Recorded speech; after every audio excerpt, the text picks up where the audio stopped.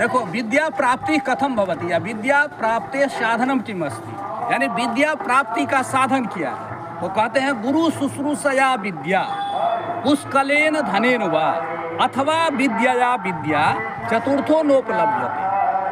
यानी 4 प्रकार से हम विद्या को प्राप्त, 3 प्रकार से विद्या को प्राप्त कर सकते हैं। 3 के अलावा चौथा कोई साधन नहीं है। तो क्या साधन है? तो पहला साधन क्या है? गुरु शुश्रूषया विद्या। विद्या कथम आगच्छति? गुरो शुश्रूषया। तो गुरो माने गुरु की शुश्रूषा। शुश्रूषा शब्दस्य अर्थद्वयं वर्तते। शुश्रूषा इत्युक्ते सेवा, और दूसरा उसका अर्थ है कि श्रोतुम इच्छा। यानी या तो आप गुरु की सेवा कीजिए या गुरु के वाक्य का श्रवण कीजिए।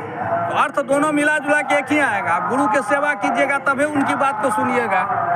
तो गुरु की सेवा करने से या गुरु की सानिध्य में रहने से विद्या आती है, पहला प्रकार है। और पुष्कलेन धनेन वा, दूसरा साधन है कि आप पुष्कल धन, आप बहुत धनिक घर के हैं, आपके पिताजी बहुत धन वाले हैं, तो आप किसी विद्वान को इतना रुपया दे दीजिए जो वो विद्वान सबको छोड़कर आपके पुत्र को पढ़ाएं। तो पुष्कलेन धनेन वा, बहुत धन से भी विद्या प्राप्त हो सकता है।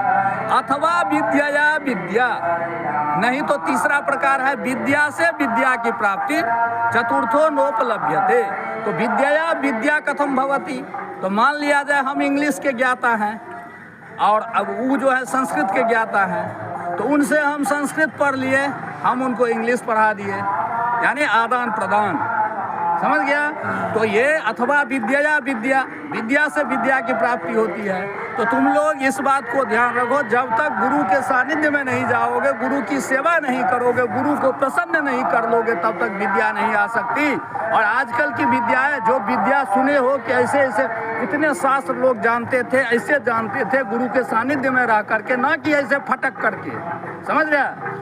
तो गुरु के सन्निधि में जब तक नहीं जाओगे, गुरु के भाषण नहीं सुनोगे, गुरु की शब्द को सुनने की इच्छा नहीं रखोगे, शुश्रूषा माने वो भी इच्छा हुआ, सेवा भी हुआ, तो वो नहीं होगा, तो प्रथम है वही, तब तक विद्या नहीं आ सकती। अपने पढ़ने से विद्या नहीं आती है, ठीक है। इसलिए इस बात को गांठ बांध करके और इसका पालन करना है।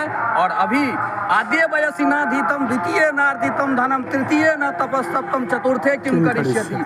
जो व्यक्ति आद्य अवस्था यानी छात्रावस्था में अध्ययन नहीं किया है, और आद्य वयसि न द्वितीय नार्जितम धनम, द्वितीय अवस्था तो आद्य अवस्था हुआ 1 से 25 वर्ष तक, तो 25 वर्ष तक जो व्यक्ति अध्ययन नहीं किया, इस समय में केवल अध्ययन पर होना चाहिए ध्यान, ठीक है। द्वितीय नार्जितम धनम, और 25 से 50 जो है धन के तरफ ध्यान देना चाहिए।